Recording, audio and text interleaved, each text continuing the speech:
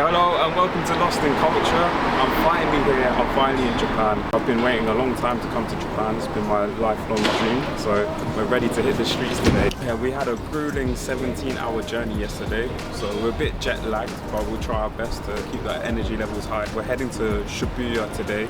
It's a commercial destination for Japan with shopping, restaurants, food, so we'll be eating a lot and seeing what's happening in Shibuya. So let's go. So before we go to Shibuya, we have just arrived, so we need a SIM card. So we're going to try and find a SIM card so we don't get lost in Japan. So there's two things that I've learned so far coming to Japan. One, everyone's super respectful and quiet. And the second thing is that I'm shit at Japanese. I've been studying for 1.5 years and I don't understand anything. I can't say anything, it's not coming out. I'm like a deer in headlights every time I have to speak Japanese. So I need to get that sorted, but hopefully in time it will get better. Before we went on our mission to find a SIM card, we had to find some food to eat. I heard that the company has the best grub, so we went there to see what it's like for breakfast. We stopped for a light breakfast. I got tuna mayo onigiri because I'm missing meal deals apparently. And Lindsay got a pickled plum onigiri. And what's that, Linz? I don't know what that is. It's like a red bean rice. That's what it says. Yesterday we got one, and I fucked it up completely because you're meant to open it like this. So there's a way to open it. So I just ravaged into it. I think that tells you about someone, the way they open things. Obviously not a good display of me, but I'm gonna try and open it properly this time. Oh fuck, have I fucked it? Did I fuck it again? I don't know. Just go with it. Go to the front. Don't panic. No! Do you want me to try, Ryan? Yes, please. Okay. Obviously messed up again, so Lindsay's gonna do it for me. The packet's numbered, so it tells you which parts to pull. And again, I pulled the first one right, and then I got a bit too excited and just started pulling out everything. But it's better than last time. Yesterday, my onigiri was shredded to pieces, so I had to like scoop it all up and eat it. Voila. Oh.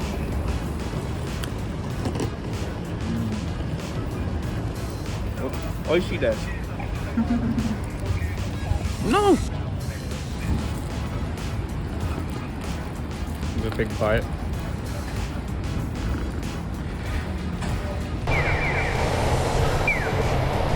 We have been looking for a SIM card for about an hour now. Nobody's really understanding us in Japanese or English, so it's a bit confusing at the moment, so we'll keep on trying. Fake smiles.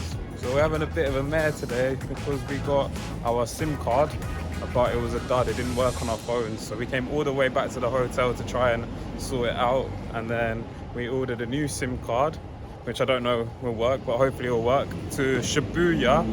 It's a SIM card for foreigners, so hopefully when we pick it up it'll be all right. When you come to Japan, don't just go into a random shop and get a SIM card because it might not work. Do it before, right, Lindsay? Because that's what she told me to do and I didn't listen. And now I'm not hearing the end of it.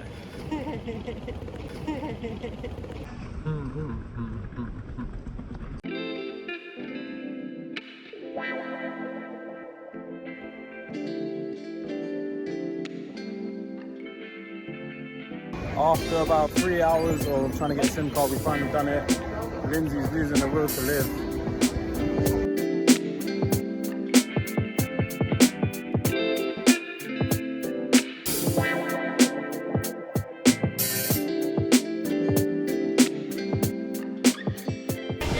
Yeah, so now we're going to Yogi Park, see what's there and have a wander around. Yeah, and then we'll go and get some ramen, which I've been waiting for.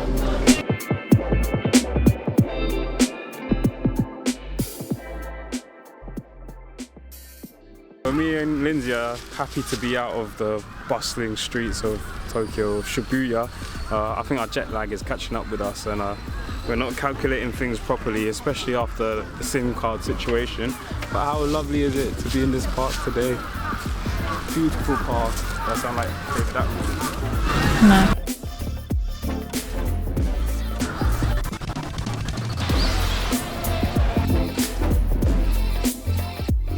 Behind me is a huge torii gate which symbolizes the Meiji Shrine. It's the entrance for the Meiji Shrine. The Meiji Shrine is symbolic of the emperor and his wife's lost spirits. So we're gonna go inside and see what it looks like.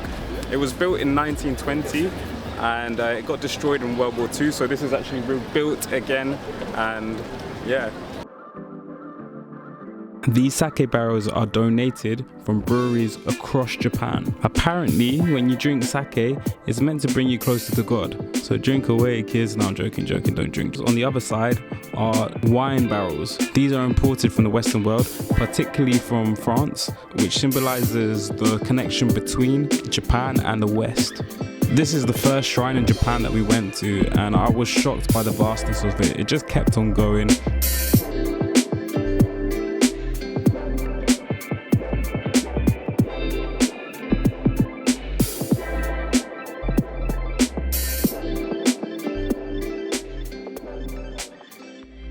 We stopped off at a little ramen shop in Harajuku.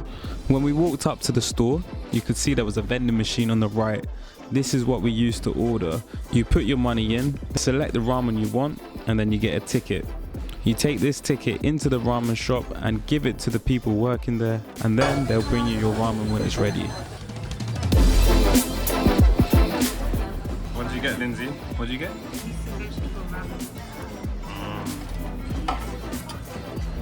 Me, I didn't mess around. I got the most expensive thing on the menu. I got the garlic butter ramen, and it did not disappoint. I learned this rule from Naruto to try the broth first. So I tried the broth, and the garlic and butter hit pow, pow, pow.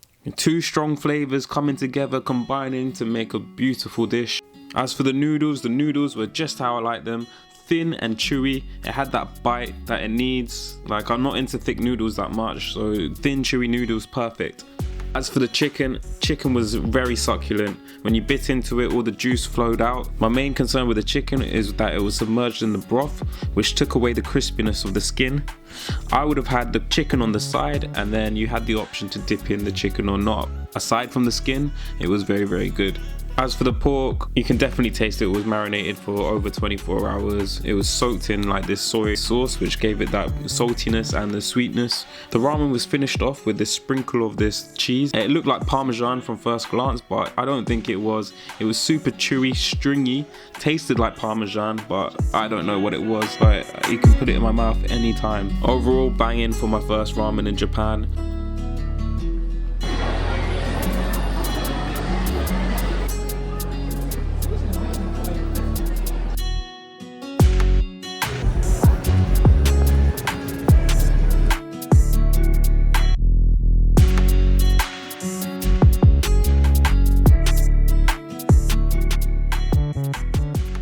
We decided our last meal of the day should be takoyaki, a battered octopus ball made in a molded pan, then topped off with Worcester sauce, mayonnaise and bonita flakes. Mate, not yet. Let it cool. Oh, for fuck's sake. It was at this moment that he knew. He fucked up. So I think the initial flavors of the takoyaki was good, but I can't tell you exactly because it ripped my mouth to shreds. However, Lindsay said it was quite the delectable tentacle ball. But that's it, folks. Time's up. That's it for today's video. If you liked it, please give it a thumbs up, comment on things for me to try in Japan, and subscribe to follow my adventures. Cheers.